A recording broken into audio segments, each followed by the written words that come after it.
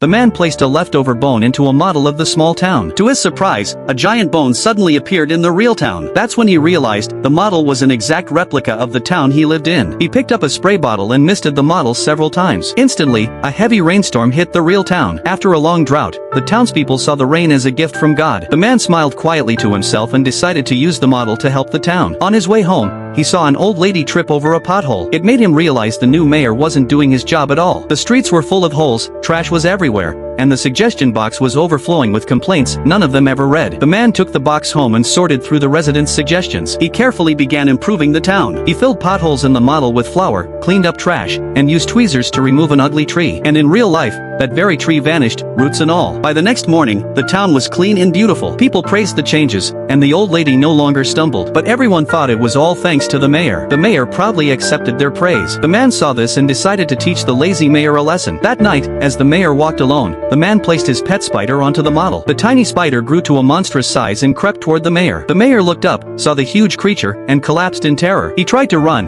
but the spider opened its giant fangs, only to be sucked back into the jar just in time. The man knew then, only he could truly bring glory back to the town. He made a beautiful billboard and placed it at the town's entrance. The effect was amazing. The town went viral online. Gas stations filled with cars, and restaurants were packed. Encouraged, the man worked overnight to make an even bigger billboard, but it overloaded the town's power grid. The power station failed, and the whole town went dark. People gathered at the church, demanding to know when the power would return. The mayor said it would take 2 weeks. Then, the old lady mentioned a special power. The mayor panicked and denied everything. The townspeople, realizing he had lied, turned on him. Feeling guilty, the man stepped forward and took responsibility. He lit a match and showed everyone the magic of the model. But just then, the mayor stormed into the man's home with his men. When they saw the model, the mayor proposed teaming up to make money. The man refused. The mayor lunged at him, and the two began to fight. Suddenly, the table holding the model shook. Cracks appeared in the tiny town. It looked like the end of the world had come early.